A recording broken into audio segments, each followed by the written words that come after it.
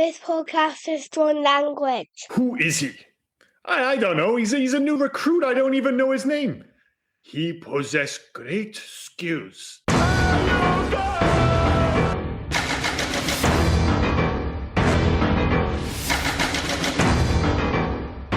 I'm Liam, he's Rob, and this week on the Hey Guys podcast, we look back at Michael Dudikoff's Canon Films classic 1985's American Ninja, a movie that, despite its somewhat understandable critical mourning, went on to do surprisingly big business at the cinema and even bigger business on home video. Sure, it might not be good in the traditional sense of the word, but its combination of enigmatic leading man, cheesy 80s dialogue, and yes, loads of ninjas, really hit a chord with a particular breed of moviegoer, namely myself, and chances are you, if you're listening to this podcast. Does it hold up, though? Does Sam Furstenberg's, that's his name, isn't it? Does Sam Furstenberg's follow-up to Breaking 2, Electric Boogaloo, remain an enjoyably watchable and, dare I say, an oddly charming throwback to the days of Canon Films? Because, let's be honest, this might be the most Canon film of all time. I mean, it has to be in the conversation, right? The exact same thing, Darren. I went, this is as canon gets. Right, we're going to start with this then. Before you carry on, I'm going to put you on the spot here because I want to ask the question, ostensibly, where does this rank on the all-time Canon as fuck list? So this is produced by Menahem Golan, which is always a good start as far as Canon's involved. Included, whatever. But I know Canon Films technically ran from 67 to 94, and while it did produce the Oscar-nominated likes of 1970's Joe, 1985's Runaway Train, and 1987's Street Smart, I think it's called. When I think of Canon, I think more specifically of the quick buck Golan era from 79 to 87. So these are the movies that I've chosen for your consideration in the naming of the most Canon as fuck film of all time. So I've put down Missing in Action, Bloodsport, Enter the Ninja, Hercules, Life Force, The Delta Force, Cobra, Invaders from Mars, which we covered recently, Avenging Force, Over the Top, covered on this podcast, Superman 4, The Quest for Peace, Masters of the Universe, and of course, American Ninja.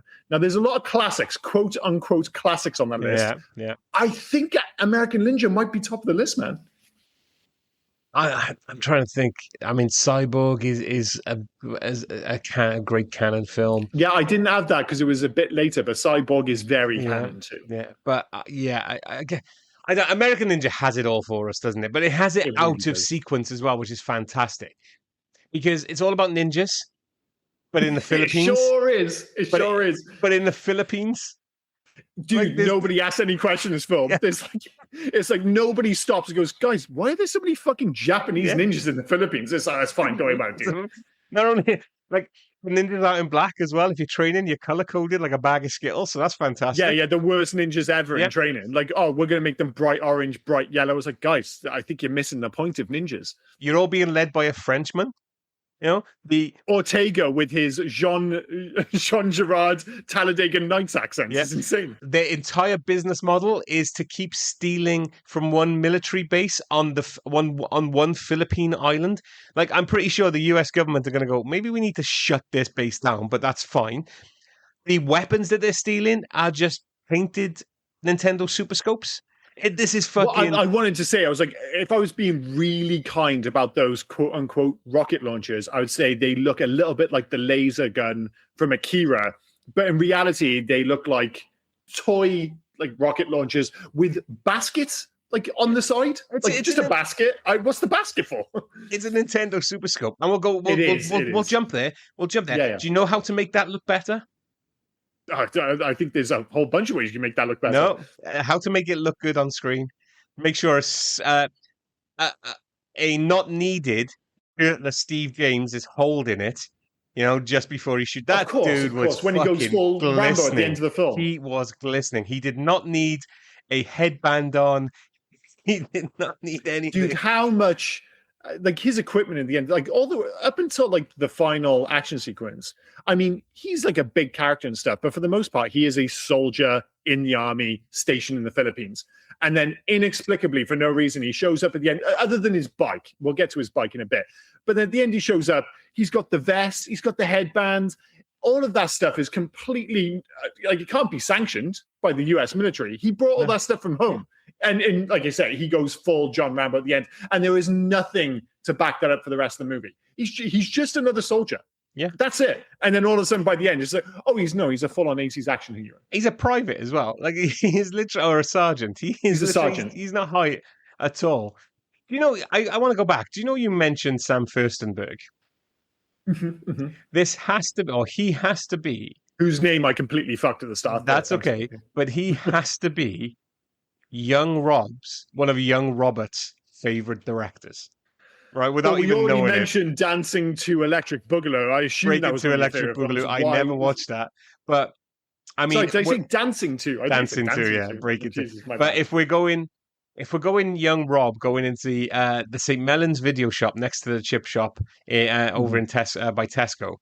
And I love how like anyone in Cardiff, like, I know exactly what it is. Just be clear, that's in Cardiff, and they're like, "Where the hell's Cardiff?" That's in Wales. Oh, is Wales part of England? No, Wales is part of the United. Anyway, never mind. You go in, you turn left, and as you turn left, you have the martial arts section. So you have like No Retreat, No Surrender, American Ninja. That used to totally be a thing when we were younger. Yeah. That like if you had a video store with enough selection, there would be a martial arts section. 100%. Oh, this guy is pretty much in all that section, right? And I think Revenge of the Ninja, Ninja 3, The Domination, American Ninja, Avenging Force, American Ninja 2, The Confrontation, Riverbend, which is quite arguably Steve James's best film, Tropical Heat, American Samurai, Cyborg Cop, Blood Warriors, Cyborg Cop 2. Mackenzie's Island, just for fun. Well, we'll put Hulk Hogan on an island with Robert Vaughn. And yeah, I mean, Spider's 2 Bleeding Ground after that in the 2000s. Well, that's the thing. But I probably rented most of those films I've said, early 80s. That doesn't surprise me at all. But that does kind of, I think, give strength to the argument that this is the most Canon films, because he's arguably the most Canon-style director. It's like, Cobra is like a quintessential Canon film, but I don't think of it as being the most Canon film because it's got that big star. And I know Superman Quest for Peace is very Canon because it's shot in Milton Keynes, all that other nonsense, but it's the fourth in a series, and obviously the first one is a genuinely fantastic movie. This is like that kind of peak Canon era when they were just like, we want to make a quick buck, we're jumping on the martial arts bandwagon, and for some reason this film is just caught fire. I mean, this film cost less than $1 million. It made $10 million at the cinemas. It had a different name in the UK. It wasn't even called American Ninja. It was called like American Warrior. It was American Warrior, but then it was re-released like video and everything as and this was American Ninja, like obviously the self-included. Like so many of us watched this on home video, and it was a massive hit. And I was trying to decide why. And I think a big part of it, and this is something which is true across Canon films across the board, is this like it had a great poster. And we've talked about this a bunch of times on the podcast where, we remember going into the video shop, and a big part of the experience was just, we didn't have the internet and all that jazz. So you didn't know a lot of these films. And if you didn't know the star, you literally just going on, well, what does the picture look like on the front? That was a massive part of it. And Canon Films had amazing posters. We've already mentioned Cobra, Master Universe, even Quest for Peace. Superman 4 might be a terrible film. The poster is awesome, where he's got the top of the nuclear warhead and he's flying off into the sky. It's badass. This poster is really simplistic, but it's super effective. Yep. And I remember it so clearly when I was younger, with the big American flag and him with the samurai sword. It's just like, the ninja sword, sorry. It's totally badass. And I have no doubt it played a massive part in me deciding to pick up American Ninja versus, say, Avenging Force, for instance. What do you make of Dudikoff in this film? Now, he isn't a traditional martial arts star at all. I mean, to be fair, he was just athletic. So the martial arts choreographer turned around and said, look, he'll pick it up. He'll be fine.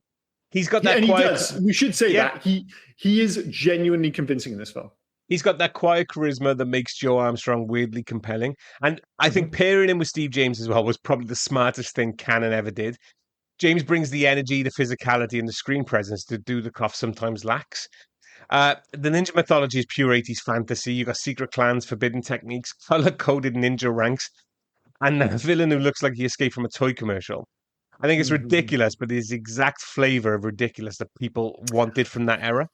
100%. I mentioned in the intro that he's oddly enigmatic. Now, when I say enigmatic, part of that is the fact that he's not a great actor. Like, supposedly one of the reasons they picked him is because they remind him of, he has like James Dean energy.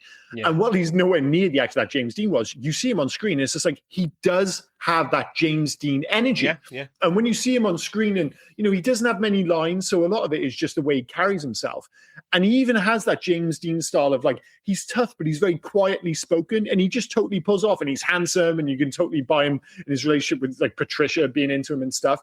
I think, despite the fact that, again, he's objectively not a fantastic actor, I think he's good to the point where I was just like, why wasn't this dude in more movies? And then, of course, you look through his IMDb and you're like, oh, no, he was in more movies. He just wasn't in very many good movies. But I kind of wish he had been given like a shot, like a big budget motion picture of this, but he went straight into American Ninja 2, Avenging Force, and a bunch of others, all of which are fine in their own way, but none of them were massive. This is still his kind of signature role, make no mistake about it. But I do agree, like, while he's not great, like the film itself, he is oddly likable. Yeah. He had. Yeah, well, like you said, it is important that he was kind of paired up. But it was just, I'm not sure if it's the same for you. I had no recollection of this movie. Like going back and rewatching it, I was like, fuck, I had retained none of this movie. Two things I will mention about my recollection for this movie, but I just wanted to say, because you said about his B-movie status, like he's been in lots of films, and none of them were. I loved a bunch of them were in 96 and 90, well, fucking 95 to 97. He's done about 7 films, but they've got the best B-movie names ever. Like you hear those names and you think, well, that was a B-movie straight away. That's like, of course. I mean, that probably has like John Rhys Davis in, or not Rob Schneider. You can almost, you can kind of have a kind Roy of Scheider. Educated guess at the cast before you even see it. Yeah. Chain of Command, Virtual Assassin, Soldier Boys with a Z, Bounty Hunters, Moving Target, Crash Dive, Strategic Command, and Hardball. They were all between 95 and 97. The peak Dudikoff years. So yeah, the ship had already sailed for Dudikoff at this point. He is deep into straight to VHS waters, which is fine. So, but I haven't seen enough of his films to kind of like, does he get better as an actor? No, he doesn't, mate. No, he doesn't. There's a reason this is still his signature role. Basically. So my recollection of this film came flooding back when I started watching it. So I thought I hadn't seen it. I haven't seen it for a long time.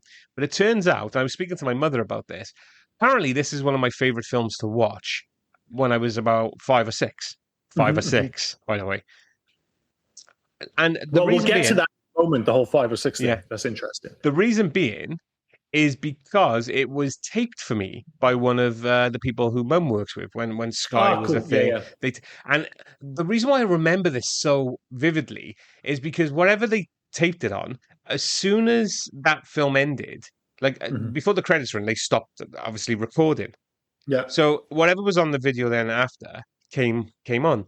So I'd watch American Ninja, I'd watch all this happen, it'd come off, and all of a sudden I'm watching the ending of Crocodile Dundee 2, where they think they've just shot Mick and he's fallen off the cliff, and the Aborigine guy comes up and he turns around and he goes, "Oh, Mick's over there, you're a bad shot, you are Reggie," or whatever Mick's friend's name was. Yeah. That's a very 1980s, early 90s problem where you'd have VHSs recorded over something else, and at the end of something, like at the end of this film, you just get Dudikoff staring off into the distance, then that cutaway of like the encampment, and then, like you say, Crocodile Dundee 2, fancy 10 minutes of that. And it had to be, it's a shame because the end of Crocodile Dundee 1 is actually really good with the music and the subway sequence and all that jazz, genuinely effective finale to the first film. The second one, like the rest of the film, not as good. But it's interesting you mentioned the fact that you watched this at 5 or 6 and the fact that it wasn't necessarily a problem. Revisiting this, I was genuinely amazed to find out that it's rated 18. Yeah, I know. Because I think this is one of the gentlest 18 rated movies of all time. There's no blood. There's no real violence. I can't remember there being much swearing. There's no sex. I was like, all right, I get maybe in like 85, they might have looked in like different guidelines and stuff. And you've had movies in the past which used to be an 18 and they bring it down. Maybe because it's not famous enough. I have no idea how this hasn't been revisited and been like 15 max. This plays more like a 12-8 to me. Yeah. It feels like it'd be on for a Saturday afternoon TV viewing. It feels like it's the kind of thing that would be after Knight Rider and before the 18. On the Saturday afternoon. It is genuinely not far from that. I think there's one kill towards the end of the movie where there's like a little bit of blood, a little bit. But other than that, it's basically Ninja Turtles, but with humans. What's the body count in this film? Ooh. Not that many? Or is it? Oh no, because you have the big showdown at the end, don't you?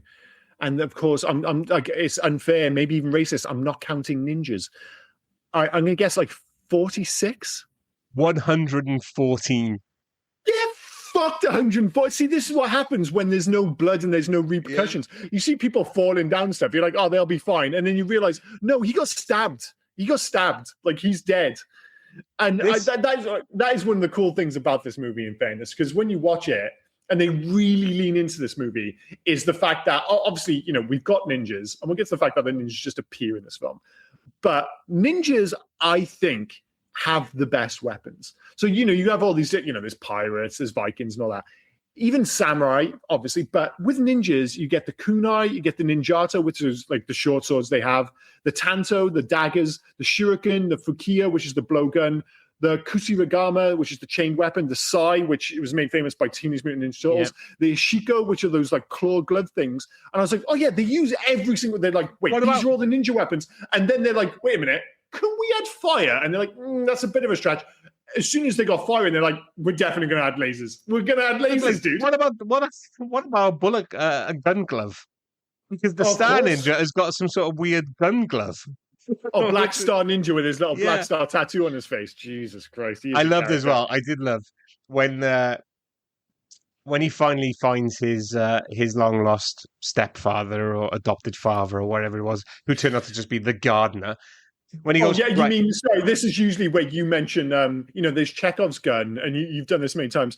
There is, in this film, Chekhov's gardener. As soon as you see the gardener, you're like, he is clearly going to be the guy who trained Joe when he was younger, 100%. He's giving you shifty dog vibes from The Simpsons as well. Where 100%. So, and it's just like, oh yeah, well, he's something more into it. But I love it as well because he turns around. They're still in the Frenchman Ortega's compound, by the way. Shin-Yuki is his name, by the way. Shin-Yuki. They're still in Ortega's compound. He's rescued him. He brought Joe into his, I don't know, garden. Not his garden, his house in the garden. He goes, right, time for your final lesson. This weapon, this weapon, this weapon, this weapon, this weapon. Right, final lesson's over. Off you go. Dude, honestly, I've never seen amnesia abandoned as a narrative kind of, I don't know, device so quickly in a movie. So basically, he sits down all the way through the verse. Oh, well, I have amnesia. I can't remember these things. I occasionally have a dream. Japanese dad shows up. I am your father. Like, oh yeah, you're my father. Black ninja. He's like basically the Sith of ninjas. We kind of have magical powers, which might or might not be a thing in this movie. And there's the code. Oh, he broke the code, so he has to die. This all happens legitimately quicker than I am saying it on this podcast. And it's like, so we're off to the races. And honestly, right, I have to ask. So are we accepting that ninja magic is real in this film? Because I was like, oh, he's just saying that. And then 2 minutes later, he shows up as part of like a smoke bomb. Fair enough, ninja trick. Then he legitimately just disappears. Yes, he just disappears. It's ninja like a magic. Fucking Yoda. I mean, the only one that does it better is Ninja Assassin, where they turn into smoke. But what I loved about this as well was you said about the memory thing. It was, of all the memories to remember as well, oh, you trained me because you taught me how to climb a tree. Oh, in my underwear. And I was like, that's dodgy. I'm like, oh, no, we talked about this before. In the 80s, we used to do PE in our underwear. It's fine. We're going to let him off the hook. It was just the 80s. You said as well about quick narrative devices. I believe American Ninja and Step Brothers are the only film in history. Yeah, I'm putting those two together. They're the only films in history where somebody becomes best friends quicker again than I am saying it. So quick. So quick. That weird dude who looks like the subordinate from Police Academy, the one who thinks he totally does. He totally does. He comes up and he goes, "Joe, this fucking guy, he abandoned everybody, you know, and he got 4 of your guys killed. Fuck off, you little pissant! I don't know where the fuck you were." And then, kick his ass, Joe. I'm going to kick your ass. You put a bucket on your head, right? You flip me over. You're all right by me. By the way, I'm the guy that teaches everybody how to do martial arts, and you've just fucking embarrassed me. Best friends. Best friends. It's absolutely bizarre. It's similar to he and Patricia. Patricia is maybe the most annoying, least appreciative, and utterly self-entitled supporting character. When she's dragging her through and then they strip off, and she's like, "I love you now." Yeah, like basically, like for like 15 minutes, I'm like, she is the wrong side of David Mendenhall's performance as Michael Hawke in Over the Top. You know, go back and listen to our podcast. He is the worst. That's Sylvester Stallone's son, another Canon film. Yeah. He's just the worst. And like I said, I didn't retain any of this film. I was like, oh my God, she is so unpleasant. And then all of a sudden, Dudikoff takes his shirt off. She's like, dude's got a fucking six-pack, and she is a joy for the rest of the film. And like you say with Curtis Jackson, they're like, oh, fuck this guy, we're gonna get in a fight. And then all of a sudden, they're not only best friends, but it's like, dude, we're gonna, you know, like those kind of conversations you have with your friend if you are completely off your tits. It's like 3 a.m, like, dude, me and you, we should open a fucking surf shop in Maui, it'll be the best. Yeah. And it's like, oh, we're gonna do demonstrations of martial arts. Now, in his defense, I was watching that 3 days ago and I was like, fucking demonstrations of martial arts. Who does that? My brother is in Thailand, apropos of nothing, sends me a video. He's at the hotel in Thailand and they're literally doing a martial arts fucking presentation at the hotel. So there's clearly a market for this, which I wasn't aware of. So I apologize for that. But I don't think it's the tonal shift from fuck that guy to dude, we are the best. And that was a great way of putting it. The stepbrother sequence. Like, did we just become best friends? I think we did. I don't think in the Philippines, Thailand, anywhere in the Asian territories, you're getting a black guy and a white guy doing the martial arts and everyone martial arts demonstrations. And people are coming like, we need to watch these two guys do it. These two guys who can barely move. We need to see how fluid they are. The other thing you said as well. That's the thing. This is a film where like they literally say it's just like, wait, an American ninja? No such thing exists. It's so bizarre, the idea that a white guy could be into ninjutsu. It's so silly. I do love how we're making fun of how quick they became best friends. Because let's be clear, that happened to us at our mutual friend's wedding. Yeah. We were like, in fairness, we've had a couple of drinks. We read the same books. We like the same movies. It's like, dude, should we have a podcast together and do like 250 episodes? So yeah, we shouldn't take the piss too much. But This is the kind of movie where Curtis Jackson, so after the initial ambush by the ninjas, so there is an ambush on the army convoy, and then there is a second ambush where the ninjas show up. And I've got to be honest with you, I've seen this film before. The film's called American Ninja, and I was still genuinely surprised to see a ninja just pop the fuck out the bushes. I was like, this film's insane. When they come back, they get the whole, they have Curtis Jackson basically doing a weaponry and injury review to say, yeah, I think this is ninjas. It's like, guys, you were all there. You know it was interesting. What is the line you use? It's such a great line. Have you ever heard of the art of ninjutsu? It was the line. Of course I have. Of course I have. Have you heard of ninjutsu, sir? The secret art of assassination? Of course I have. How could I have not heard of that? I love it. Example of how this film is kind of shit and kind of awesome. I love it how he doubles down on that as well. Because he's like, have you ever heard of the art of ninjutsu? Of course I have. Well, I believe it was done by ninjas. Poppycock. Like, no fucking ninjas did this. It's like, dude, there are clearly ninjas on the island. They have a training course. It's absolutely, that training course is so silly. And the whole premise, like you mentioned earlier, about Ortega kind of flying in a private army of Japanese ninjas is one of the most insane things ever. But he shows it off to this guy. He's just like this one guy he's doing business with the whole film. And they just kind of get him to like trouble. And he's like, dude, check it out. I got all these ninjas. Like, this is my private art. How fucking awesome is this? Only in his terrible French accent. It's not just that I got ninjas. I got Power Ranger ninjas. I got a red one. I got a blue one. I got a yellow. And I loved as well, they were all separated. So the blue ones, I don't know, they had those boxing bags with like spikes sticking out of them. And again, typical Canon style. It's amazing. They're trying not to look at the camera and they're trying to dodge it, but they're waiting for their mark to do it. And it was so clunky. And even like the Black Star Ninja, when he's demonstrating his power against the 4 red ninjas. I mean, don't wear red in any film anyway, because you're going to die. Of course not. Of course not. Star Trek's taught us that, yeah. When he demonstrates his power and they're coming in too fast or they're not coming in at all, and he's punch, and he's like moving his head. Yeah, just do it. Yeah, the choreography is super clumsy. And if you think we're picking on Ortega's like French accent, just be clear, he's not French. He's played by an American actor called Donald Bruce Stewart. And as I said, like all the way through this film, whenever he spoke, it just reminded me of Jean Girard, or specifically Sacha Baron Cohen in Talladega Nights. It's like, I have come to defeat you, Ricky Bobby. I have come from Formula 1. And like, if you watch those clips, you're like, well, that's a ridiculous, obviously he's going over the top French accent. That is what Ortega sounds like in this film. It's such a bad accent. The choreography is largely quite bad. The acting is quite bad, but it's more than the sum of its parts. It does somehow come together. Although it does, bizarrely, as inconsistent as the fight choreography is, it seems to be, whenever anybody's fighting on a truck, it becomes loads better. There's like 2 or 3 fight sequences in this film where, for one reason or another, they happen on top of a truck. They're not always moving, it's just on a truck. And for some reason, it just gets loads better, and I don't know why. But yeah, it just speaks to the strangeness of this film. John LaMotta played Ronaldo. He was the second in charge, wasn't he? He was the clear, corrupt second in command. Yes, yeah. Of course. I mean, and yeah, the I love the reveal as well that no, he was following orders from the general, who was the corrupt general. Mm-hmm. But I loved when Ronaldo died. He lost control of his truck. He went down a hill a little bit. He tapped a tree and blew up.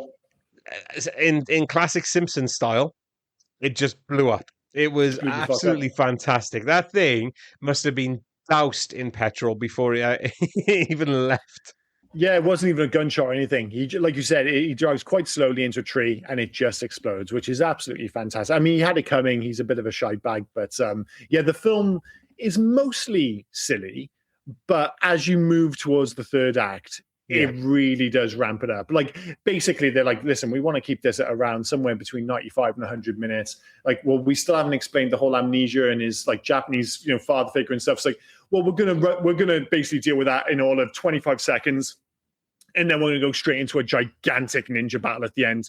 Does that make any sense? No, of course it doesn't. But it is going to be fun, and there are going to be lasers. And that's absolutely fine, apparently. Did you recognize Patricia as well? I know the actress, Patricia. Judy Aronson, is that Aronson, I would say Aronson, yes. Yeah. Otherwise known... I can't remember what she's... Oh, sorry, go for it. Otherwise known as Hilly from Weird Science, one of the girls. That's it, yeah. Because she has quite a distinctive, like, she's really pretty, but she has quite a distinctive look. I was just, to be honest, when it came to Patricia, Judy Aronson's character, I was just glad when she basically stopped being a bellend. I mean, she was an idiot, like the whole plan at the end. She's like, no, go to my father, the colonel. Don't go and sort it out yourself. It's like, dude, the colonel's obviously involved. The colonel, who has a framed picture of John Wayne in his house in the Philippines, clearly had that sent from home. A framed picture of John Wayne. Fantastic. When he turned around and said, I'll call the military police. We'll get this sorted. Absolutely no problem.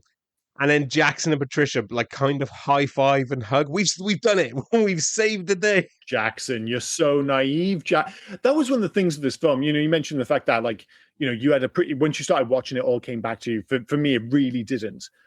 And maybe I'm just kind of conflating it with the second film. I had it in my head that Steve James or Curtis Jackson, he is on screen a lot more with Michael Dudikoff specifically, and I think I'm thinking of the sequel where they really do have like more of a kind of rapport and a relationship in the second film. Like you say, I know they become best friends like almost immediately, but then really they go their own separate ways for the entire movie, and then they just show up and kind of share a battle sequence at the end. Like the closest you come to like buddy stuff is when he takes his bike and inexplicably, and let's be clear, quite unnecessarily, decides to jump it over the gate. And by the way, that fucking stuntman had no teeth left. He smashed his face on the front of that bike at the end. That bike, the bike rumbled. was fucked. Bike was fucked.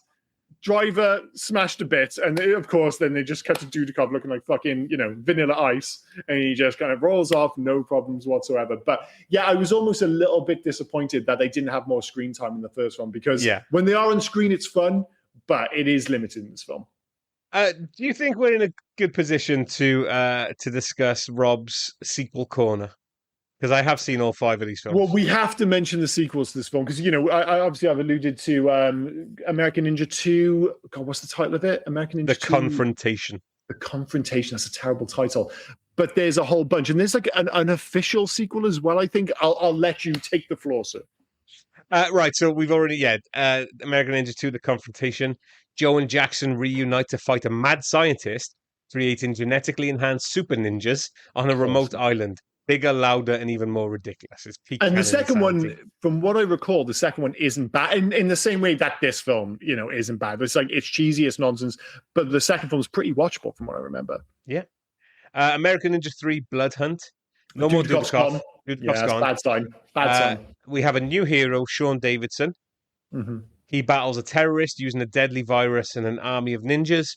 The wildest and least coherent entry, full of an unintentional comedy. And this was the last one with Steve James. Yeah. Yeah.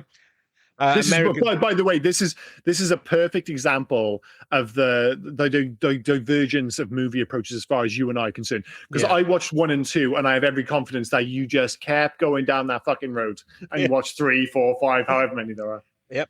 American Ninja 4: The Annihilation.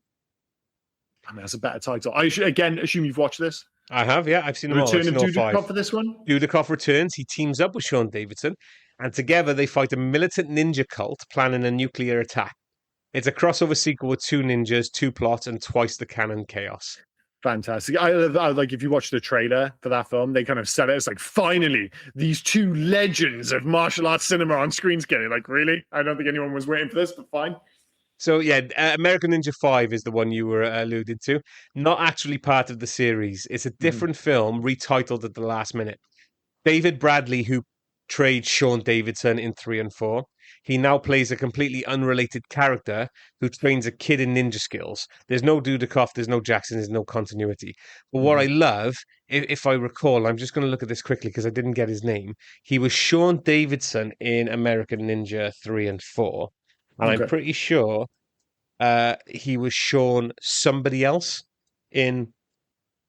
So it was still David Bradley, and his character was. Oh no, I'm wrong. His character was Joe Castle with a K. But Pat Morita was in that.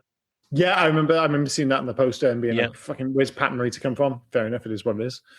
But yeah, it's had a weird history. I suppose. And when was the last film? Was it like 95 or something? The first 93. Film? 93. Okay, so yeah, it burned bright and fast. I think it's fair to say most folk can probably stop after the second one. You might want to stop after the first one, depending on your tolerance for these kind of movies. The one thing I didn't say was American Ninja 5 had the return of Black Star Ninja. Not as Black Star Ninja, by the way. He just came back as a different character, Tadashi. Of course, I mean, this is the kind of shit you used to be able to get away with. It was kind of a sequel. We've got the same people in it, but they're playing different characters. It's absolute nonsense, but it's the kind of shit we used to put up with, especially in the weird and wonderful world of straight to VHS. There's no internet. Nobody's like criticizing these things. It's just like, listen, we're going to put it out. Enough people will watch it. They'll be like, oh, American Ninja. Sure. Who cares if it's 4, 5, or 6? Some people, i.e. you, went out and watched these movies. But yeah, I'm glad I stopped on the second one, needless to say. Nothing about that has convinced me otherwise. Along with, we will do it when we finally do No Retreat, No Surrender. But yes, I did No Retreat, No Surrender, like all of them. And how many No Retreat, No Surrender films are there? No, you're asking. I can 3 or 4. That's like 3 or 4, and there needs to be. I'm not even sure you need to have the first one. Sure, we'll do it for the podcast. It'll be fun to revisit. No Retreat, No Surrender is art. It's not as good as this. Like, this is a better film than No Retreat, No Surrender, 100%. Oh yeah, I don't know. I have a soft I think spot. it is, man. I'm not denying. I feel different if I revisit it. No, I think you'll struggle with the ghost of Bruce Lee, who looks nothing or sounds nothing like Bruce Lee. Training. Dude, I totally forgot about that. Yeah, I didn't even particularly like No Retreat, No Surrender when I was a kid, and I think part of the reason was the order, because when it came to Jean-Claude Van Damme in particular, and I know he wasn't the star of that film, he was the bad guy, but that was the way they sold that film after Bloodsport and Kickboxer come out. So I watched Bloodsport and Kickboxer, and then suddenly I want to watch all the Jean-Claude Van Damme films. And Bloodsport and Kickboxer, 2 films we've obviously covered on this podcast, genuinely good movies, still great to say if you go back and revisit them. After watching those, I watched No Retreat, No Surrender, expecting something along the level of those films, and it's just miles off. It's just miles off. After watching Bloodsport and Kickboxer, I went and watched Bloodsport 2, 3, 4, and 5. Of course. There's only 3 No Retreat, No Surrenders, and they're played by Lauren Avedon in 2 and 3. Okay. I assume Jean-Claude didn't come back for the sequels. There's the unofficial No Retreat, No Surrender 4, which was actually, we had it as King of the Kickboxers. I think this is the one. This is the one. Or it could be called Karate Tiger. And if I recall, do you remember Karate Tiger was the whole German thing where they took a bunch of different films and just kind of stuck them together, and basically. just called them Karate Tiger 1 to like 6? Yeah, they're just like, oh, okay, these are all going to be from the same series. And the thing is, when you have the conversation we've just had, where they were basically doing that anyway, Germany just took it to its like ultimate form. They're just like, listen, they're martial arts films. They're from America. They're from the 80s. We're just going to call them Karates 1 through 16. It sounds ludicrous, but you're just like, I probably would have bought into it when I was a kid. I was dumb enough. And they probably would have been better movies than like the weird sequels we got to these films. Karate Tiger 1 to 8. Oh my God. God bless the Germans, eh? Crazy Right, stuff. back to American Ninja, yeah. Well, coming back to this film, I just want to ask a question because I'm probably wrong and I totally forgot to look it up, right? There's the warehouse setup sequence. We'll call it that. So they send Joe to the warehouse and you realize it's a setup. It looks so much like the warehouse from RoboCop, the layout. I was almost like, I don't think it is. No, I don't think just it is. The way the warehouse was structured, I was like, dude, this looks so much like it. But if nothing else, that sequence did lead to another, as I said, very surprisingly solid action set piece on the top of a truck. But yeah, I mean, this all comes from the fact that Ortega seems oddly obsessed with killing Joe. And I'm just like, I don't get the whole relationship thing. It's like you mentioned at the start, like Joe does the right thing and he's going to get court-martialed. And I'm just like, for not being a pussy, everyone hates him because like some people got killed. I was just like, he was trying to be a soldier. He did, like, ninjas killed your friend. Why is everyone giving Joe such a hard time? Ortega, what's funny is Ortega doesn't want to kill him at first. Okay, he gets court-martialed. That should be enough of it. It's fine. Mm-hmm. Okay, and then Patricia finds a way to team up with dude from from Police Academy to get Joe to go on a date with her. And she's like, oh, it's fine. Order whatever you want because my dad's paying. Okay, fucking great. So that's absolutely great. So he's in the only restaurant in the Philippines because the bad guys eat there too. And Joe didn't even question like who. He probably doesn't know who Tigger is at this point. But then Ronaldo turns around and goes, "There's that fucking guy again. I put him on the base. Right, I'll put him back on the base. No. Let me look at him." Okay. Yeah, that's a good point. And that's a great point as well about the restaurant because there's no actual reason for them to be at the restaurant at the same time as Ortega and Ronaldo. And Ronaldo doesn't seem to think it's a big deal, the fact that he's, cavorting with, clearly the bad guy in the movie. Everyone's very lax about that. And they just happen to be eating at the same time and just like, okay, we'll just accept that. Ortega takes one look at him and goes, all right, court-martial's not enough. We need to kill this motherfucker. Like, what is the difference between before and after? You looked at him and went, oh, I don't fucking like that guy's face. Let's just kill him. It's just an excuse to get us back to another, kind of showdown. It's like the one at the Colonel's house. Like, I love that one because when Black Star Ninja decides to infiltrate the house, you notice that he lands on the roof, but the way he lands is if he's jumping from above. Yeah. Where the fuck is he jumping from? He's on the roof. There's nothing above the roof, dude. And then when he breaks into the house, as far as I can tell, he donkey punches Patricia. Like, that's his move. He just punches her in the back of the neck and then sticks her in the neck with something. I was just like, did he just donkey punch Patricia? That's a strange move. But, yeah, like you said, you get that sequence, then he gets his memory back, and then all of a sudden, you're getting the whole showdown at the complex at the end of the film. And I love the fact that his business partners are there. And they ostensibly just stand there, watch all these ninjas show up, this massive showdown, and they just go, and they just look surprised by it all. They don't go running off. They're just like, this is weird, right? You're like, yeah, it's totally fucking weird. And in fairness, when they do run off, they suffer two of the worst movie deaths of all time. When they throw themselves to the ground. I'm like, that was how many takes did you do to get that shot? It was just terrible. I love it as well. All this, I know it's 1985, and I know like it's a bit different, like currency now and then, but he's doing all this for $4 million. It doesn't seem enough. It's a little bit Dr. Evil, isn't it? When he comes back from the past and he's like, I want $1 million. And everyone starts laughing. It's like, dude, we make like, 100 million a day in this company. It all seems a little bit small beans, especially to have like so many people on the payroll, to have like the US military so involved. I'm just like, I don't know, man, this doesn't feel like a huge amount of money. But then that is the thing with this film. It's all low key until you get the big ninja showdown. And I still can't believe they had lasers and fire coming out of their hands. But this is the movie at the end. And like I said, I do think we're underselling the fact that God, what's his name again? That his Japanese stand-in father Shinyuki disappears. Like, if you can't remember it, you'll be like, oh well, because he throws a smoke bomb. No. He's standing there in front of all the ninjas. They have Joe. Ortega has Joe dead to rights. So he has Patricia. And basically, they make a deal where he's going to release Patricia. They don't make the rules of the deal very clear because Patricia just stays there anyway. At this point, he is standing there on an open field. They're just like, guys, shoot Joe. Shoot Joe. You can shoot Joe. They don't. They get into a fight. He throws a smoke bomb. His ninja dad shows up. They fight the ninjas. Cool. Then there's no smoke. His dad just disappears like fucking Yoda at the end of Return of the Jedi, only to reappear immediately and take a bullet or a shuriken, whatever it is, for Joe, and apparently die. Well, I'm sure it's apparent. And you're like, okay, I guess we're off to the races now. We're not making any sense. There's magic. There's evil ninjas. There's some kind of Harage. And we're using it all as an excuse to just have a big blow up at the end of the film. Why the hell not? Do you know the explosion that separated Joe and Shinyuki as well?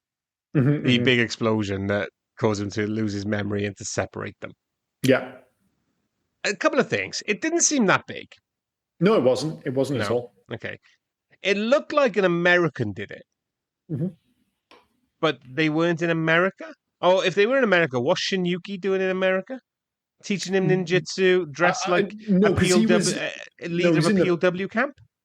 No, because they said he was in the Philippines. That was like the whole point. Like he was a. But Shinyuki is, again, he's not Filipino. Dude, but they said earlier in the film, like he was a Japanese soldier stationed in the Philippines who didn't realize that the war was over and stayed. And then somehow he's come across this kid who I guess he's like, some kind of like, an army brat or something. And something's happened. Like you said, most of these things in the film, it's all pretty fast. Well, we say stole the kid. He could have just been going into the woods and training the kid. So, but then because he's dressed like a monkey with his whole underwear thing, that does suggest he's with him all the time. And yeah, the other thing is, if he got injured, surely he would have been taken back to his parents or. Yeah, so it doesn't actually make much sense. I'm sure there's somebody who's seen this movie a lot of times and be like, oh, God, they're really missing the obvious point here. It didn't come across as obvious when I watched the film. That's for damn sure. But we needed a mysterious Japanese gardener to train up Joe as a kid so he could be, the fabled white American ninja, which is as strange as they make out in this film. But like I said, I wish they'd spent a bit more time building up animosity or some kind of, like I said, they allude to the Black Star Ninja as breaking the code. That comes far too late in the movie. Yeah. It's a shame because I wish there was something more there between Joe and the Black Star Ninja because he's pretty cool, but there's really nothing between them other than the fact that Black Star Ninja works for Ortega. There's not much romance to that, is there, to be honest? I still don't understand why he works for like Joe and Patricia. It's like you're telling us there's a romance, but it doesn't really come through on screen. And ninjas doing things for money? Like, is that the whole point? Like, they do assassinations for money. That was the whole point of ninjas.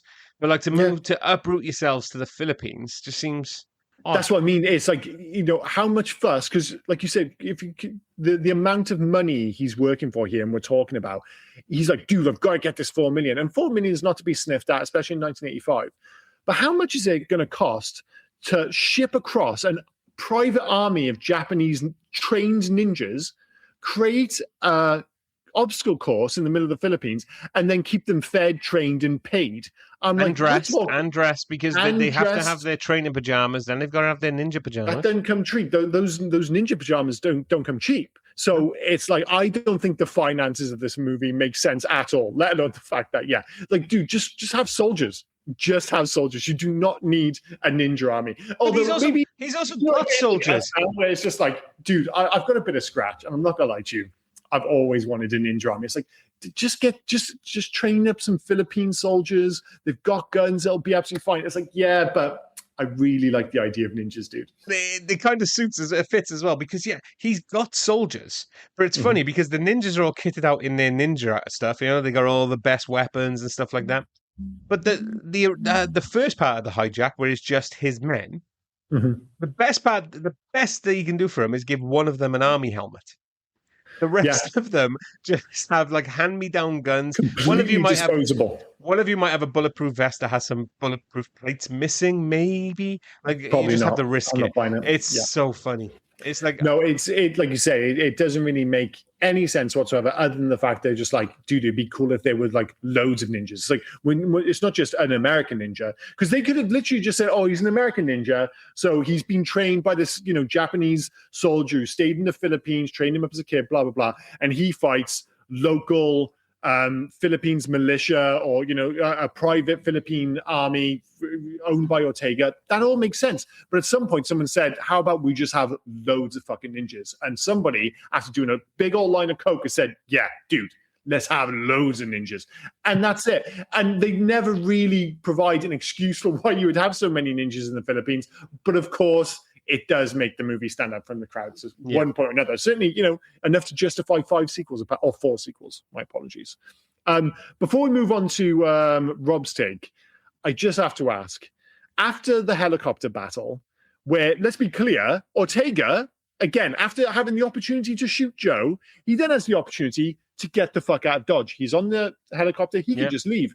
And instead, he's suddenly like, I can't leave without Black Star Ninja. Why? Why can't you leave it? Just leave, dude. You've got the money. Bounce. He's like, no, I'm staying. I'm going to wait for Black Star Ninja. Then instead of going straight up, they go forward. They allow Joe to jump on. They get shot by Curtis Jackson's ridiculous rocket launcher. Fine.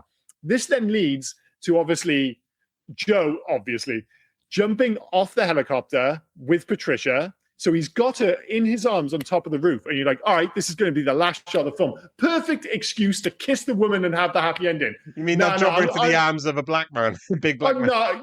No, you're being kind. I'm going to drop her into the arms of the black guy. I'm going to throw her the fuck off the roof into the arms of a black guy. And then he just stands there and stares at nothing in particular. Credits. Absolutely bonkers ending. But perfectly. She's not allowed to be the last face you see when the film ends. No, it has to be Dudikoff with his very handsome eyes. I'll give him that much. But the way I was just like, well, you're going to kiss her, right? Nah. I'm going to throw her off the roof. Dude, don't do that. Kiss her. Nah. It's too late. She's going off. Absolutely mental. Anyway, Rob's take. Well, you've kind of alluded to one. So I'll go halfway down my list and do this one out of 6 Rob takes. Ooh, here we go. I mean, yeah, this film's asking for it, in fairness. Yep. The helicopter roof jump and the crash pad that's not even trying. Oh, yes. Good job. Joe and the girl I wrote. Joe and Patricia jump out of the helicopter onto a rooftop, and the crash pad is just so obvious. It might as well have had a label on it. It's bright, it's bouncy, and it's sitting in like that giant mattress. It was insane. Yeah. It's like they didn't even try and hide it as the roof tiles. No, they don't do a great job of hiding anything in this film. Like we said, with like the bike jump, where just like the bike jump isn't a jump; it just falls off the roof. But they want to sell it on the idea that it's going somewhere, or at least getting a bit of kind of verticality. Doesn't happen, and then when it lands, the bike crashes, and the stunt driver smashes his face. But it's fine. The ninjas terrible at their jobs. Like they're loud, they're slow, and they die instantly. They do. You think the obstacle course would have helped them? Although, sorry, I forgot to mention this at the end. I love the fact that when Joe is having his final showdown with Black Star Ninja, they go out of their way to ostensibly just run the obstacle course. Yeah. There's no reason for them to like those swinging things. One, why are they still swinging? There's no one there to swing them. Like, we're going to cut between them. It's like, dude, just walk around it. Oh, we're going to climb over the wall. It's like, this isn't American Gladiators, dude. Just fight. You don't need to get involved. Absolutely wonderful. I couldn't get over the pointless backstory for Joe. The film suddenly decided that he needed a tragic ninja origin story, and it's delivered by a random gardener. The gardener who, by the way, was apparently his secret sensei the whole time. Then he dies immediately. Like, the movie couldn't be bothered to commit to the idea it's just introduced. It's the most half-hearted backstory dump ever. Here's your mentor. He's dead now. Move on. Yeah, it's a little bit like, remember Halloran in The Shining? Yeah. Where it's like you have that whole sequence where he travels by like plane, train, and automobile. And then as soon as he gets to the Overlook Hotel, he just gets stabbed in the back with an axe. It's like, wait, is that it? Oh my God. I got a better one for you. It's last week's Explorers, where you just had, I can't remember his name at the moment, but the helicopter pilot again. Yeah. Who was just like, oh, there's something to do with aliens. Okay, never mind. Never mind. It's fine. Let's just go. I'll make this my final Rob take, but ninjas in the Philippines? I mean, the film keeps insisting that it's deadly ancient ninja clan, but they're operating out of a jungle compound in the Philippines. They're like on some kind of martial arts gap year. It's never explained. It's never justified. The movie acts like it's completely normal. No secret mountain dojo. No, it's just ninjas in the Philippines. It's the kind of Canon film logic where you can tell they picked the filming location first and figured, we'll make it work. Yeah. Well, like I say, it's the way the soldiers track at the start, where it's just like nobody seems to think it's weird that they were just attacked by fucking ninjas, and we're just like, oh, this is pretty standard fare for the Philippines. Like, no, it's not. It's not at all. Are you not aware of the secret art in ninjutsu? You say you are, Colonel. I don't think you are at all. Anyway, in terms of favorite scenes, I mean, I do like the silly training course for the reasons I've outlined, but it really is the ninja showdown with Black Star Ninja at the end. It's the use of every ninjutsu weapon known to man and the addition of fire and lasers. It's absolutely bonkers. It doesn't make any sense, but it perfectly surmises the brilliance. Is that the right word? The kind of batshit brilliance of this film. Yeah. It's the final compound battle as well for me. It's the moment this film finally cashes the checks it's been writing for 90 minutes. Joe storms the compound. Jackson charges in like a one-man army. The Black Star Ninjas come flying out of every doorway, window, and rooftop like they're being launched from cannons. It's chaotic, colorful, and completely unhinged. It's, again, peak Canon energy. You've got Joe showdown with the original Black Star Ninja. It's the closest the movie's going to get to actual martial arts choreography. And even then, it feels like two stunt performers trying to remember moves they learned during lunch. But it is fun, it's loud, and it's the most American ninja scene in American Ninja. Yeah, no, it is. I kind of separated those two. I know it's part of the white sequence. Like, there's the attack on the encampment, and then there's the showdown specifically between Black Star Ninja and Joe. But you could pick either of them. They're both really part of the same sequence. And I did pick both of them. No, there we go. Oscar season, which we hand out 3 Oscars and 3 Razzies in categories of our choosings. Number 1, the Oscar for "Fuck That Bitch, This Is My Moment" goes to Michael Dudikoff for throwing Patricia off the roof just so he can stare at nothing in particular, as I mentioned earlier. 2, the Oscar for inexplicably becoming Rambo goes to Steve James as Curtis Jackson. The headband, the vest, the guns, none of that shit was regulation military goods. He's brought it from home along with his bike, and he's just decided, this is my moment, I'm going for it. 3, the Oscar for best obstacle course in a movie goes to Ortega and his insistence that his private army of Japanese ninjas are ready for every and any kind of eventuality. As silly as it is, it's kind of awesome. For me, the Oscar for the best ninja entrance goes to any scene where they flip for no reason.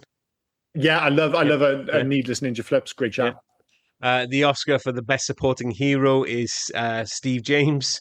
He just wants to help. That's him. He just wants to help. Yeah. Once he was basically shown his place with the whole bucket on the head sequence, which I still can't decide if that was awesome or kind of lame.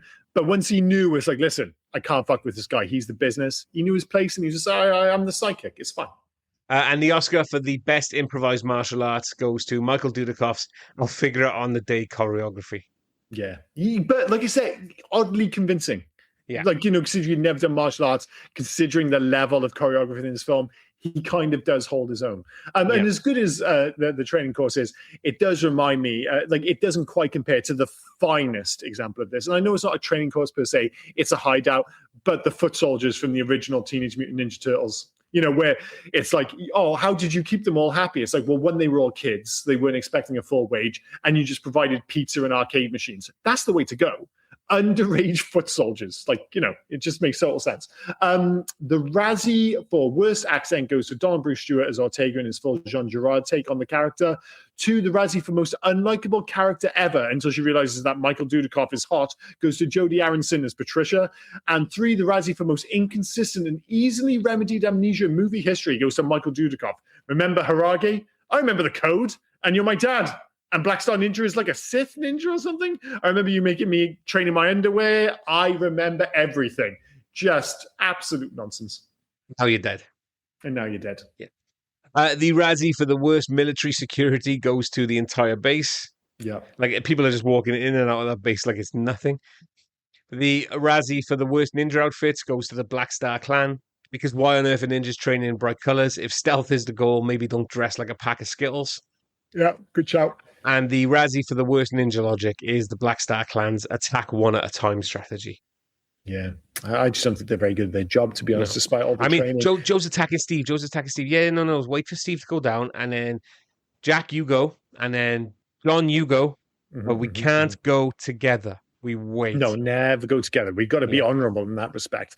Yeah. Any alternative titles to this film? We've already mentioned the fact that in Britain, or in the UK at least, this was briefly called American Warrior when it was in the cinemas. But are there any more? Well, I'm sure there are, at least in Germany. Well, I mean, yeah, Argentina, Brazil, a couple of others, The American Warrior, French Canada, Commando Special. Ooh, fancy. Yeah. Germany, American Fighter. Yep. I mean, is it any more generic than American Ninja? I don't know. Portugal, The Return of the American Ninja, because apparently he's been there before. Okay, fair enough. Yeah. Well, I guess maybe you could play it something to do with his amnesia. So it's a bit of a stretch, but sure. Yeah. And no, I done that one already. Yeah, American Fighter again in West Germany. Because West Germany was a thing back then. It was a thing, yeah. So it's often where it's just like we're doing another film. It's like in Yugoslavia, it was American Fighter Ninja. All right, cool. Any facts for this film? Yeah, I mean, body count 114. That's probably the best which fact was impressive. In fairness, I was surprised by that. In an interview with German media in 2012, Michael Dudikoff revealed that the reason he sweated so much during the later fight scenes was because he had malaria. Oh, yeah, that'd do it. Yeah. That would do it. I mean, in fairness, I went back to the gym this week after being on holiday for 1 week, and I nearly passed out like the first time. I was just like sweating buckets. Like, if I'd had malaria, I suspect, that's going to be tough. Originally, the studio selected Chuck Norris to star. He chose not to do the film because he didn't want his face hidden on camera. He said, if I'm going to be in a film, I don't want my face hidden. I'm going to be me. I didn't think Chuck Norris would be that vain, but... No, I mean, I guess with Canon and stuff, it just could have been an excuse not to do it. He was doing Delta Force around that time and a whole bunch of other movies. And he was still, he was obviously a movie star in the traditional sense. It's like Dudikoff doesn't get loads of screen time with his face. It's like he wears a ninja mask for one sequence at the very end of the film. Yeah. I think he's kind of, he's just like, wait, ninjas wear masks. I'm not doing this. Like, dude, you're going to wear a mask for like 10 minutes max. Like the whole film, it's just your face. You're fine. Joe doesn't speak until 14 minutes into the movie. Yeah, well, I love his introduction where they're just like all the douchebags are playing. Like that's when you know the soldiers are lame. Where they're like, "Dude, you're not playing hacky sack." It's like, no, I'm just going to mess around quietly with my butterfly knife. I mean, who's the cooler? The guy's fucking around with hacky sack, or the dude who's like knows what he's doing with a butterfly knife? I love Charlie as well. He's like, I'll show you how to do it properly. Let me just chuck this bag, this suitcase in the car. And then the first thing he does with a hacky sack is throw it behind his back. Now, I've never I've never hacky the sack, but I'm sure you do it with your feet. Yeah, you do tend to do it with your feet. My experience with hacky sack tends to kind of lean towards. Remember the video game California Games? California Games. There used to be a hacky sack section in that when you used to be able to take down a seagull. But yeah, that is not how hacky sack goes. That is not kind of, I wouldn't say elite level hacky sack. But it does show off the fact that, Joe is the coolest character on the base. Not that it's particularly tricky, other than maybe Curtis Jackson. There is something about butterfly knives as well. They feel, when I was watching this film, I was like, man, butterfly knives are super 80s, in the same way that like Uzis were mega 80s, or giant scopes on handguns were mega 80s. And then the day after I watched this, I watched 1957's 12 Angry Men. I'd never seen that movie before. Maybe I was just like, I need to watch an objectively good film. And by the way, if you haven't seen it, I think it's still on Amazon for a few days. Don't be put off by the fact that it was made in 1957. It's a genuinely fantastic movie. I'm sure you don't need me to tell you. But a butterfly knife plays a relatively large part in that movie. And I was like, it feels like I haven't seen a butterfly knife for years, and I've seen it like twice in 2 movies in 2 days. Absolutely bonkers. But the hacky sack was just complete ass. Sorry, do carry on. Oh, I'm done. Oh, there we go. So that leads into Hug to the Future, remake, sequel, Let It Die, Leave Well Alone. Wow, there's been a whole bunch of sequels. One of them was okay. The rest, is it fair to say, weren't great? Yeah, not the best. Yeah. Not the best. So, I mean, I don't know, unless you want to watch them taking on super ninjas, like an army of super soldiers. I think it's fair to say Let It Die at this point. It's had its run. You couldn't recreate the kind of weird alchemy of this movie in modern day anyway. It's so a product of its time. It couldn't be any more a product of its time. Of Canon Films at that time, of 80s cinema, the whole kit and caboodle. Let It Die, and I mean that with love in my heart. Let It Die. It's just, it's had its time. Leave it be. No, Leave It Be is too kind. I'm saying Let It Die is like a movie series.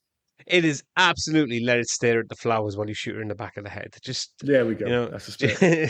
just let That it was go. a much more adequate way of putting it. I'm like, oh, tiptoeing around. It's like, no, murder it in cold blood. Yeah.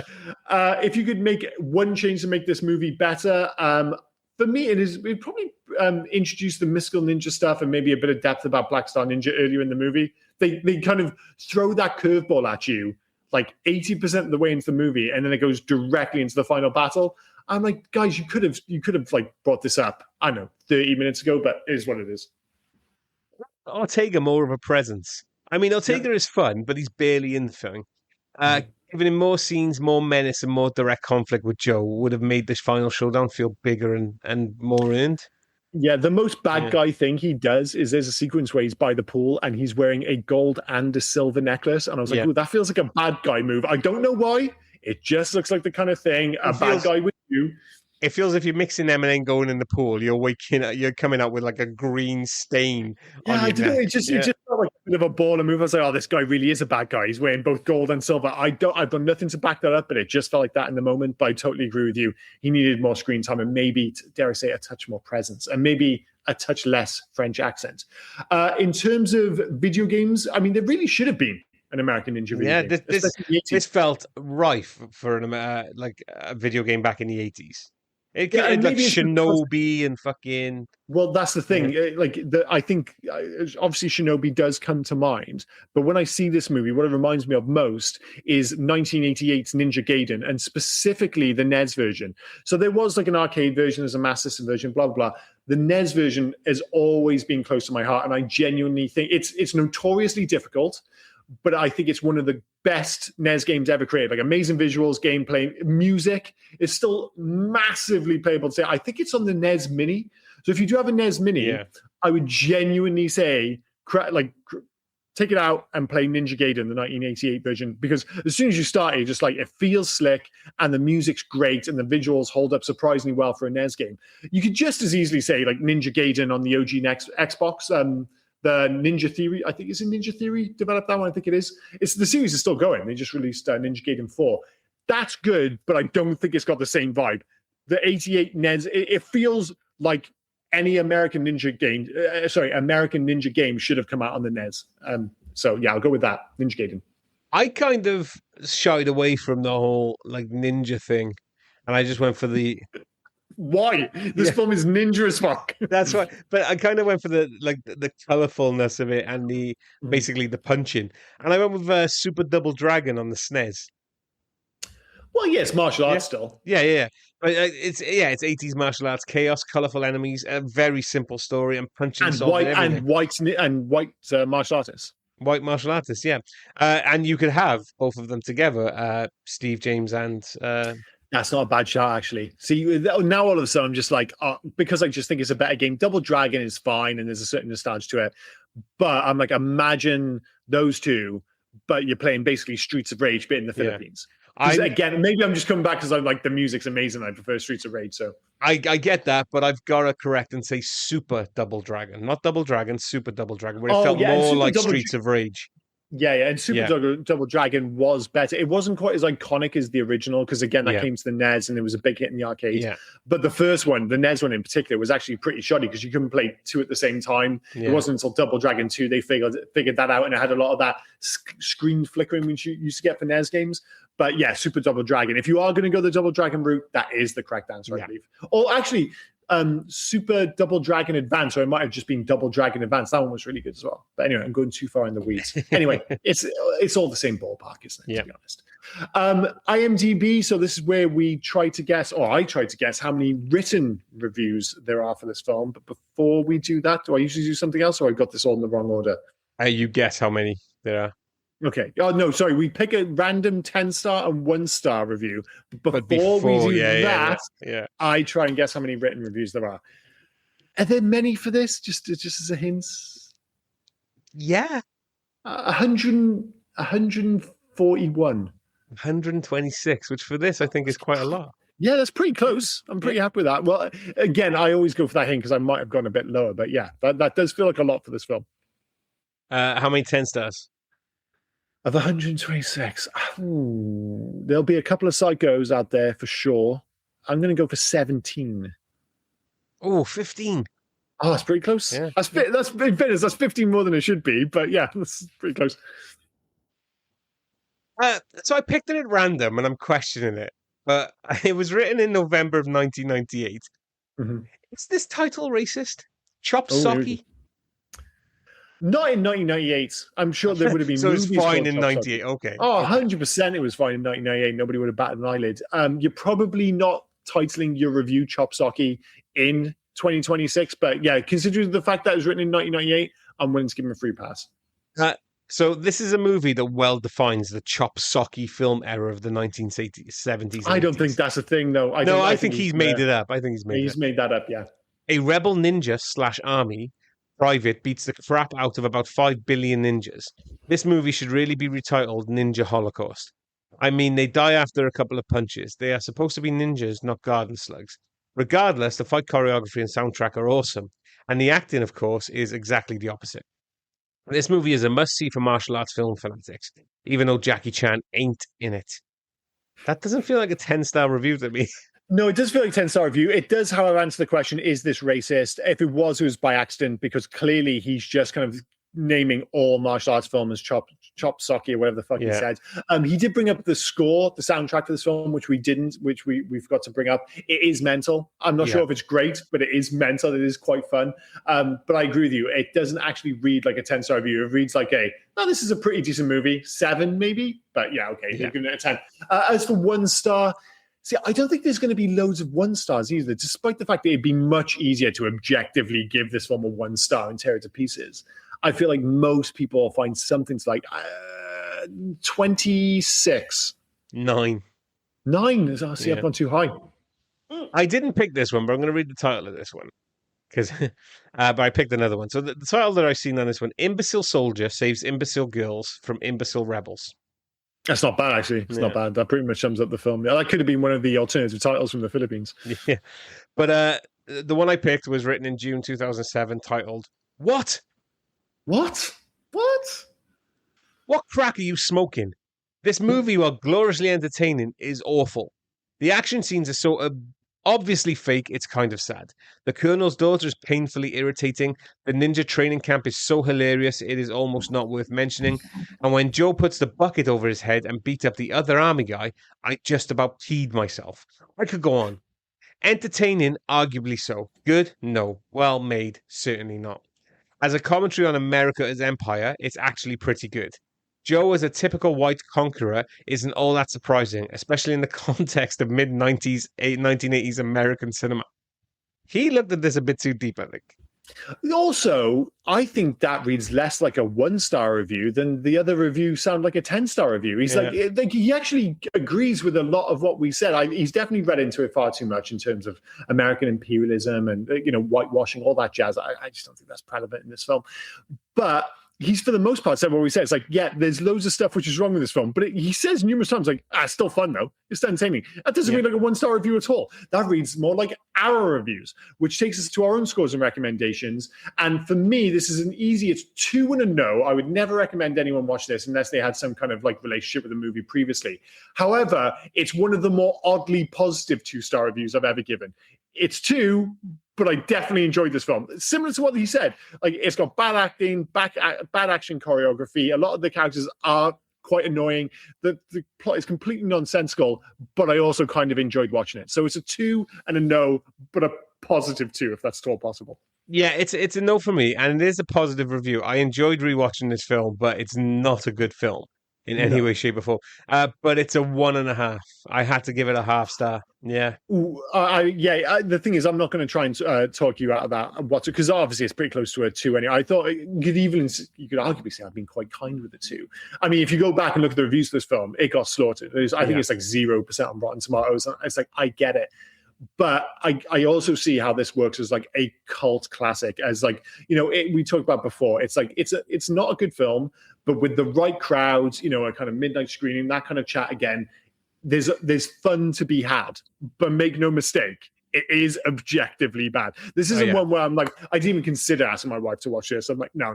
She's not going to enjoy this one goddamn bit. It works for us on a certain level, but if we step away and like we say with these reviews, we try and remove nostalgia and all that. It's like, how does it hold up today? The answer is not very well. I'm probably being quite kind with the 2, but needless to say, it's a 2 and a no or a 1.5 and a no. So same kind of ballpark. Yep. Before we move on to next week's choice, so that's been 1985's. Oh, sorry, I need to drop something there. 1985's American Ninja. It's my turn to administer the quiz. Is that the right way of putting it? Yeah. It's a game about identifying movies from the worst descriptions ever. So as always, we'll go through 3 movies. You'll have the option for 2 teasers. The first one, I always say teasers. Why do I always say teasers? It's not teasers. No.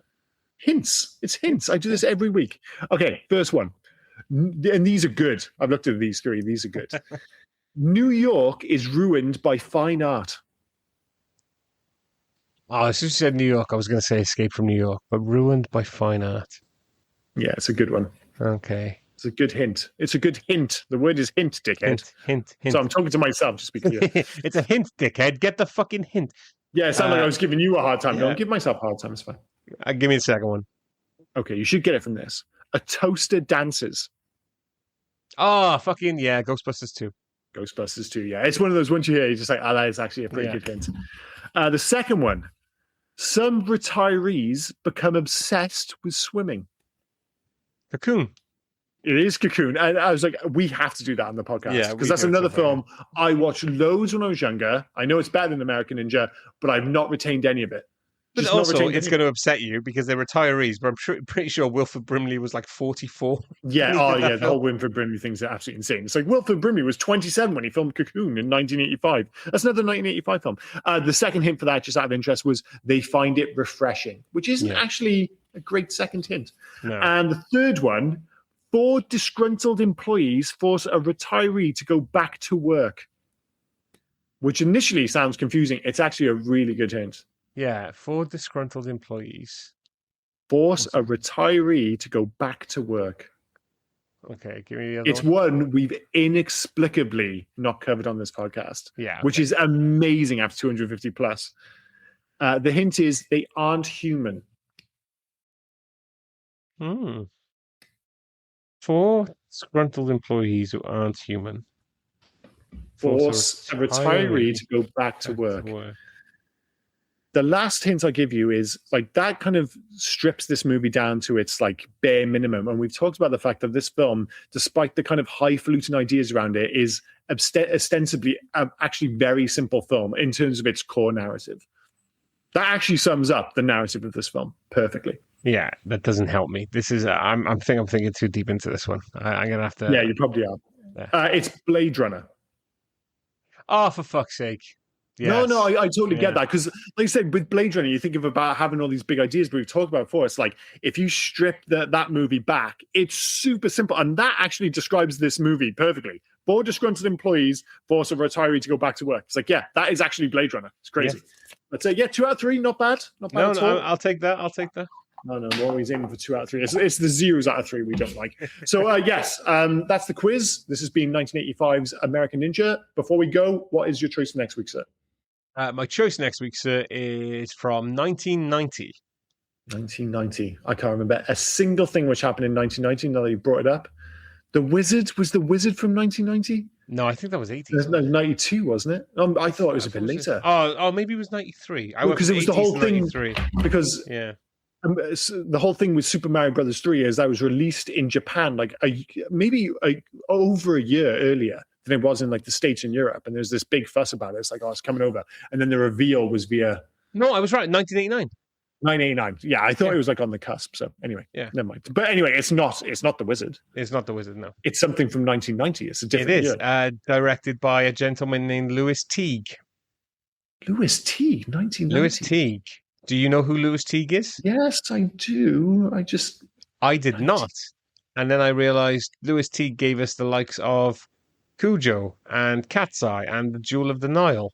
And Disco, I've seen a bunch of his films. And Wedlock and Time Tracks. Jewel of the Nile, we've not covered Jewel of the Nile, have we? We did the first one, didn't we? Yeah, we weren't going to really do Jewel of the Nile because I fucking hated the first one. Yeah, which terrible take. That's a great film. Never mind.